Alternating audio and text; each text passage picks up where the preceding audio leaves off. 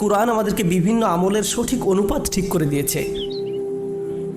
আল্লাহ এই আয়াতে বলছেন, ইনতাজতানিবু কাবাইরা মা তুনহাউনা আনহু, যদি তোমরা নিষিদ্ধ কাজের বড় বড়গুলো হতে বিরত থাকো।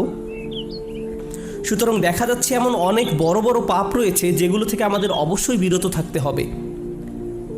যদি আমরা এটা করতে পারি তাহলে ছোট ছোট পাপের ক্ষেত্রে আল্লাহ বলছেন, নুকাফিরু আনকুম সাইয়্যাতিকুম, তাহলে আমি তোমাদের ছোট ছোট পাপগুলো ক্ষমা করে দেব। অর্থাৎ আগে সিরিয়াস ব্যাপারগুলো যত্ন নাও। কোরআন যেগুলোর উপর গুরুত্ব আরোপ করেছে, যেমন টাকা উপার্জনের বিষয়টা, কিভাবে আমরা টাকা আয় করি এবং কিভাবে তা ব্যয় করি, সে ব্যাপারে আগে যত্নবান হওয়া, এটা খুবই সিরিয়াস একটা ব্যাপার। আমাদের আশেপাশে যারা আছে তাদের অধিকারের ব্যাপারে সাবধান থাকা, যারা এতিম বা অভাবগ্রস্ত তাদের দেখাশোনা করা। সূরা মাউনে আল্লাহ বলছেন, ফাযালিকাল্লাযী ইয়াদউল ইয়াতীম, সেই ব্যক্তি যে এতিমকে গলা ধাক্কা দেয়, এগুলো বড় ধরনের পাপ। তারপর যেভাবে আমরা আমাদের ব্যবসা বাণিজ্য চালাই, কেউ